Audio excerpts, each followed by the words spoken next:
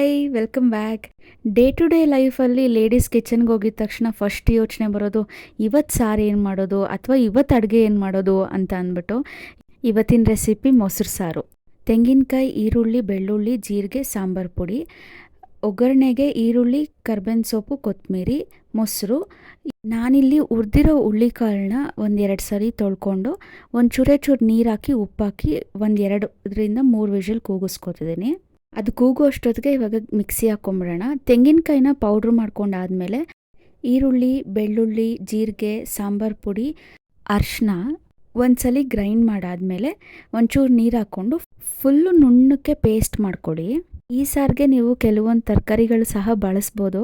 ಅದರಲ್ಲಿ ಬಿಳಿ ಬದನೆಕಾಯಿ, ಸೋರೆಕಾಯಿ, ಇನ್ನು ಯಾವುದೋ ಹೇಳಿದ್ರು ನಮ್ಮತ್ತೆ, ನನಗೆ ಮರ್ತೋಯ್ತು. ಮನೇಲಿ ತರಕಾರಿ ಏನಾದರೂ ಇಲ್ಲ ಅಂತಂದರೆ ಹಿಂಗೆ ಕಾಳು ಹಾಕಿ ಸಹ ನೀವು ಮಾಡ್ಕೊಬೋದು. ನನಗೆ ಈ ಥರ ಈಸಿ ರೆಸಿಪೀಸು ತುಂಬ ಚೆನ್ನಾಗಿ ನೆನಪಿರುತ್ತೆ. ಇಂಗ್ರೀಡಿಯೆಂಟ್ಸ್ ಜಾಸ್ತಿ ಹಾಕಿ ಏನಾದರೂ ಮಾಡು ಅಂತ ಅಂದರೆ ನಾನು ಒಂದ್ಸಲಿ ಮಾಡೋದಲ್ಲ, 10 ಸಲ ಮಾಡಿದ್ರು ನಾನು ಏನೋ ಒಂದು ಇಂಗ್ರೀಡಿಯೆಂಟ್ ಮರ್ತೋಗಿರ್ತೀನಿ. ಈಗ ಕಾಳು ಬೆಂದಿದೆ, 2 ವಿಷಲ್ ಆಗಿದೆ. ಇವಾಗ ಒಗ್ಗರಣೆಗೆ ಹಾಕ್ಕೊಳ್ಳೋಣ. ಒಂದು ಪಾತ್ರೆಯಲ್ಲಿ ನಾನು ಎಣ್ಣೆ ಹಾಕ್ಕೊತಿದ್ದೀನಿ. ಸಾಸಿವೆ, ಕರ್ಬೇವಿನ ಸೊಪ್ಪು, ಈರುಳ್ಳಿ ಹಾಕಿ ಚೆನ್ನಾಗಿ ಬಾಡಿಸ್ಕೊತಿದ್ದೀನಿ. ಈರುಳ್ಳಿನ ಒಂಚೂರು ಮೀಡಿಯಮ್ ಸೈಜಲ್ಲಿ ಕಟ್ ಮಾಡ್ಕೊಳ್ಳಿ, ಯಾಕಂದರೆ ಅದು ಮಧ್ಯದಲ್ಲಿ ಸಿಕ್ತಿದ್ರೆ ಚೆನ್ನಾಗಿರುತ್ತೆ. ಅದಕ್ಕಾಗಿ ಒಗ್ಗರಣೆಗೆ ಹಾಕಿರೋದು ಎಲ್ಲ ಕ್ಲೀನಾಗೆ ಫ್ರೈ ಆದಮೇಲೆ ನಾವು ಪೇಸ್ಟ್ ಮಾಡ್ಕೊಂಡಿರೋದನ್ನು ಹಾಕ್ಕೋಬೇಕಾಗತ್ತೆ. ಪೇಸ್ಟಲ್ಲಿ ಹಸಿ ಸ್ಮೆಲ್ ಹೋಗೋವರೆಗೂ ನೀವು ಅದನ್ನು ಕುದಿಸ್ಕೊಬೇಕಾಗತ್ತೆ. ಯಾಕಂದರೆ ನಾವು ಮಿಕ್ಸಿಗೆ ಹಾಕ್ಕೋಬೇಕಾದ್ರೆ ಯಾವುದೂ ಫ್ರೈ ಮಾಡಿ ಹಾಕಿಲ್ಲ, ಎಲ್ಲ ಹಸಿದು ಹಾಕಿದ್ರೋದ್ರಿಂದ ಕ್ಲೀನಾಗೆ ಒಂದು 5 to 7 ಮಿನಿಟ್ಸ್ ಅದನ್ನು ಕುದಿಸ್ಕೊಳ್ಳಿ. ಮಸಾಲ ಹಾಕಿ ಒಂದು 2 to 3 ಮಿನಿಟ್ಸ್ ಆದಮೇಲೆ ಹುಳಿಕಾಳು ಏನು ನೀವು ಬೇಯಿಸಿಟ್ಕೊಂಡಿರ್ತೀರಲ್ವ ಅದನ್ನು ಇದಕ್ಕೆ ಹಾಕ್ಕೊಳ್ಳಿ. ಹುಳಿಕಾಳು ಬೇಯಿಸ್ಬೇಕಾದ್ರೆ ನೀರು ಜಾಸ್ತಿ ಹಾಕ್ಬೇಡಿ, ಸಾರು ತುಂಬ ನೀರಾಗಿ ಆಗೋಗುತ್ತೆ.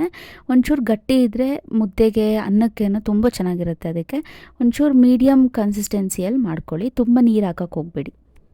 ಇದೊಂಚೂರು ಕುದಿಯೋ ಅಷ್ಟೊತ್ತಿಗೆ ನಾನು ಅದೇ ಮಿಕ್ಸಿಗೆ 1 ಕಪ್ ಅಷ್ಟು ಮೊಸರು ತೊಗೊಂಡು ಅದನ್ನು ಬೀಟ್ ಮಾಡ್ಕೊತಿದ್ದೀನಿ. ಕ್ಲೀನಾಗೆ ಒಂದು 3 ಟೈಮ್ಸ್ ಹಾಕಿ ಆಫ್ ಮಾಡಿದ್ರೆ ಅದು ಬೀಟ್ ಆಗುತ್ತೆ ಚೆನ್ನಾಗೆ. ನಿಮ್ಮಲ್ಲಿ ಯಾರು ನನ್ನ ರೆಸಿಪೀಸ್ನ ಟ್ರೈ ಮಾಡಿದ್ದೀರಾ, ಟೇಸ್ಟ್ ಹೇಗೆ ಅನ್ನಿಸ್ತಿದೆ ಅನ್ನೋದನ್ನು ಕಮೆಂಟ್ ಮಾಡಿ.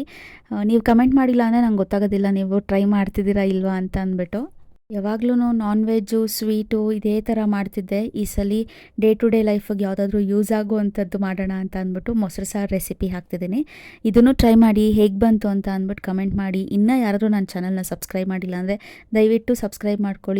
ನೆಕ್ಸ್ಟ್ ಕುಕಿಂಗ್ ರೆಸಿಪಿಯಲ್ಲಿ ಯಾವ ರೆಸಿಪಿ ಬೇಕು ಅಂತ ನನಗೆ ತಿಳಿಸಿ, ಯಾಕಂದರೆ ನಾನು ನಂಗೆ ಬೇಕಾಗಿರೋ ರೆಸಿಪೀಸ್ನೆಲ್ಲ ಕೇಳಿ ಅಮ್ಮನ ಹತ್ರ ನಾನು ಕಲ್ತ್ಕೊತಿದ್ದೀನಿ. ನಿಮ್ಗೆ ಯಾವ ರೆಸಿಪಿ ಇಷ್ಟ ಆಗುತ್ತೆ ಅನ್ನೋದನ್ನು ನಂಗೆ ಕಮೆಂಟ್ ಮಾಡಿ, ನಾನು ನೆಕ್ಸ್ಟ್ ಅದೇ ರೆಸಿಪಿನ ಟ್ರೈ ಮಾಡ್ತೀನಿ ಪೋಸ್ಟ್ ಮಾಡೋದಕ್ಕೆ. ಈಗ ಬೀಟ್ ಮಾಡ್ಕೊಂಡಿರೋ ಮೊಸರನ್ನ ಸ್ಟವ್ ಸಿಮ್ ಮಾಡಿ ಅದಾದಮೇಲೆ ಹಾಕ್ಕೊಳ್ಳಿ. ಅದಕ್ಕೆ ಒಂಚೂರು ನೀರು ಮಿಕ್ಸ್ ಮಾಡಿಬಿಟ್ಟು ಅದನ್ನು ಹಾಕ್ಕೊಳ್ಳಿ. ಕನ್ಸಿಸ್ಟೆನ್ಸಿ ನಾನು ಹೇಳ್ದಂಗೆ ಮುದ್ದೆಗೆ ಎಷ್ಟು ಗಟ್ಟಿ ಬೇಕೋ ಅದನ್ನು ನೋಡಿಕೊಂಡು ನೀವು ನೀರು ಬಳಸಬೇಕಾಗುತ್ತೆ. ಮೊಸರು ಹಾಕಿದ್ಮೇಲೆ ಒಂದು 2 to 3 ಮಿನಿಟ್ಸ್ ಬಿಟ್ಟು ಸ್ಟವ್ ಆಫ್ ಮಾಡಿಕೊಂಡು ಸರ್ವ್ ಮಾಡ್ಕೊಬೋದು. ಮೊಸರು ಹಾಕಿದ್ಮೇಲೆ ಕುದ್ಸೋಕೆ ಹೋಗಬೇಡ್ರಿ. ಲಾಸ್ಟಲ್ಲಿ ಒಂಚೂರು ಕಟ್ ಮಾಡಿ ಇಟ್ಕೊಂಡಿರೋ ಕೊತ್ತಂಬರಿ ಹಾಕ್ಕೊಂಡ್ರೆ ಬಿಸಿ ಬಿಸಿ ಮೊಸರು ಸಾರು ರೆಡಿ. ಇದು ನೀವು ಬಿಸಿ ಬಿಸಿ ಮುದ್ದೆ ಅಥವಾ ಅನ್ನಕ್ಕೆ ಸರ್ವ್ ಮಾಡ್ಕೊಬೋದು, ತುಂಬ ಚೆನ್ನಾಗಿರುತ್ತೆ. ಒಂದ್ಸಲಿ ಟ್ರೈ ಮಾಡಿ, ತುಪ್ಪದ ಜೊತೆ ಟ್ರೈ ಮಾಡಿ, ನಂಗೆ ಹೇಳಿ ಹೆಂಗಿತ್ತು ಕಾಂಬಿನೇಷನ್ ಅಂತ ಅಂದ್ಬಿಟ್ಟು. ನೀವೇನಾದರೂ ಈ ರೆಸಿಪಿ ಟ್ರೈ ಮಾಡಿಬಿಟ್ಟು ತುಂಬ ಚೆನ್ನಾಗಿದೆ ಅಂತ ಅನಿಸಿದ್ರೆ ಆ ಕ್ರೆಡಿಟ್ಸ್ ಇವ್ರಿಗೋಗುತ್ತೆ, ಇವರೇ ನಮ್ಮತ್ತೆ. ಐ ಹೋಪ್ ನಿಮ್ಗೆ ಈ ರೆಸಿಪಿ ಇಷ್ಟ ಆಗುತ್ತೆ ಅಂತ ಅಂದ್ಬಿಟ್ಟು. Thank you so much for watching. Bye.